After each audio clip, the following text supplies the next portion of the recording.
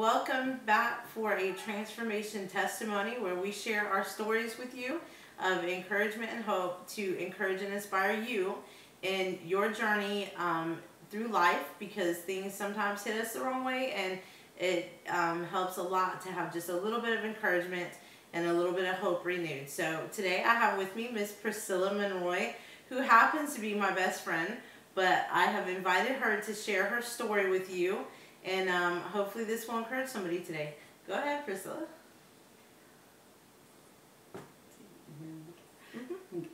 Okay, so part of my transformational story, I think that what it all goes back to is that before I knew Jesus Christ, my life was just kind of all over the place, where I really didn't understand who I was, or didn't even understand what my purpose in life was. And so because of that, there was consequences, and I was married at a very young age. And I went through a marriage of 5 years where I was physically abused, and I'm talking about, you know, from 13 up to I was 17. I was very physically abused and mentally abused, and so that's what I thought life was about. Then after that, you know, I kind of, you know, left that and just thought that I was going to start life, and you know, that I felt like I was matured, and I felt like I knew what I was going to be doing now. But I realized that that was not the case, because I was surrounded by friends who, you know, influenced me completely the way that they thought was to have fun. You know, they thought, you know, they invited me to clubs, they invited me to drink, they invited me to smoke, and I had never done those things before prior to the separation of my marriage. And so when I was exposed to it, you know, I really enjoyed it.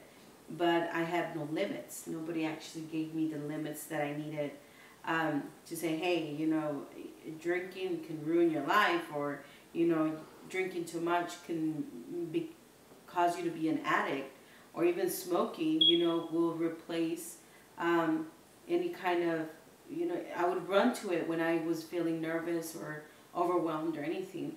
And so I did that for 3 years, in which in those 3 years I completely ruined my reputation as a woman, as a girl. You know, I was only 17, 18, and 19 when I went through that stage of what you call party life.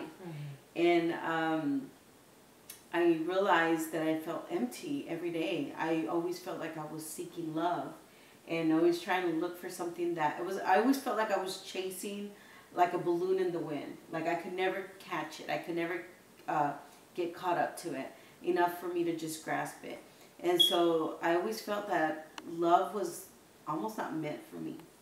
And so then I go into another marriage, and you know, because I thought I was in love, and I thought that, you know, again, I'm looking for older men to fulfill that void in me. And so these men, they're like, you know, anywhere from 10 to 12 years older than me, and I'm only 17, 18, or 19, and I keep seeking these men out.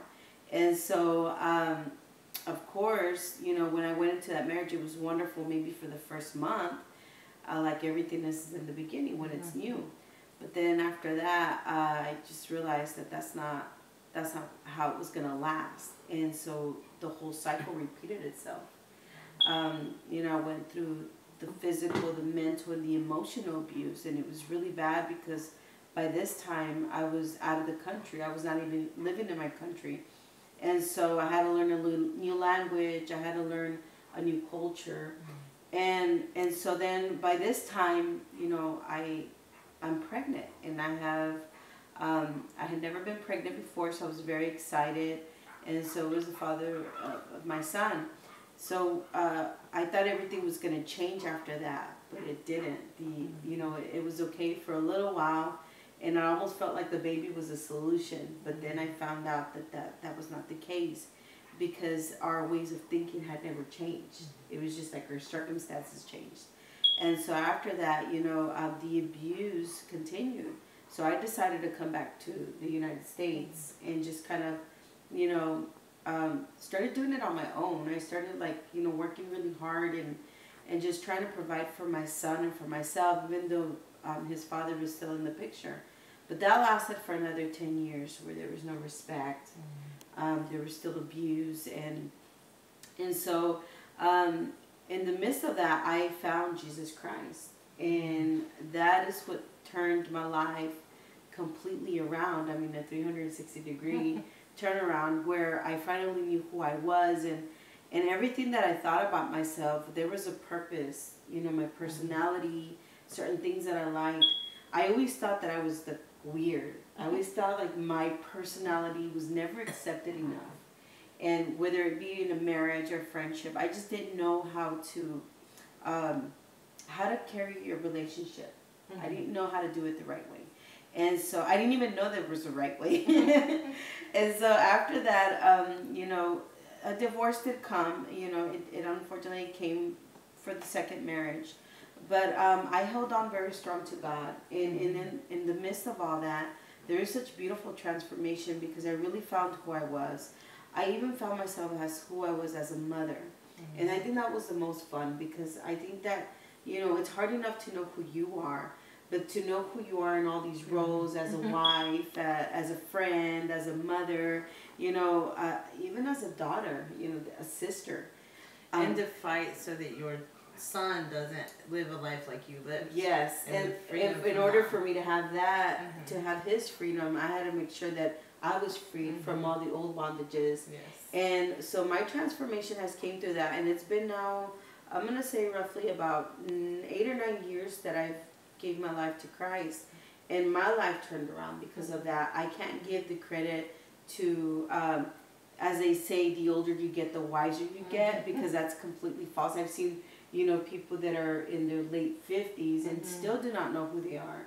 And I feel very blessed that the grace of God came over my life, that I was able to see who I am. And then even in all that, you know, there's still some things that I'm like, okay, God, I still don't understand this about me. And He helps me understand it and to accept it with grace. And I think that's the most important thing. And I don't know, I just want to share that out of everything that I've lived, you know, there was times that I felt like I was just like this rag that was just used over and over. It didn't have any worth or value into it. But how do you feel now in your last marriage ever? Well, I did remarry. With Christ in the middle of that. It was in all perfect, but the Lord is working in it, and it's beautiful because I'm respected, I'm valued, I'm loved, and cherished. And that's what makes the difference, is that I didn't have those things in my prior marriages or prior relationships. I just thought that was something that you would see in a Cinderella movie, or in different cultures where, you know, they had finer education. I just thought it wasn't for me. You know, I really didn't think it was for me. And so when I lived my fairy tale marriage, and, you know, my wedding was so beautiful, which Dana was a part of, but it was so beautiful because I had never had the honor to be married in a wedding dress. And I had that wedding. It was so beautiful. And so, you know, I guess I want to encourage you with saying that, you know, it's never late. Whenever Christ is the foundation of our lives, it's never late. He's willing to start wherever we're willing to meet Him. And so that's where my transformational story came in, where I'm living the blessings. I'm living the fullness of my life without confusion, without fear. And love is the foundation of that. Jesus is the foundation of that. So Priscilla's story is a testimony of redemption, and with the redemption of her marriage, and even with being married in a wedding dress for the first time, the third time, which is so contrary to our culture, but for her, it was that moment where God was redeeming what she didn't have before so that she has it now. And it doesn't matter that it came late.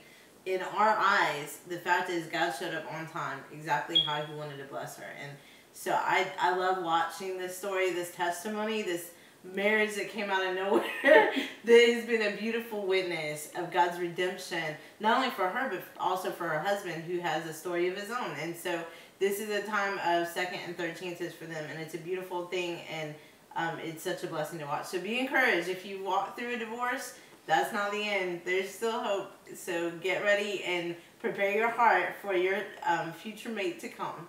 Amen. Bye.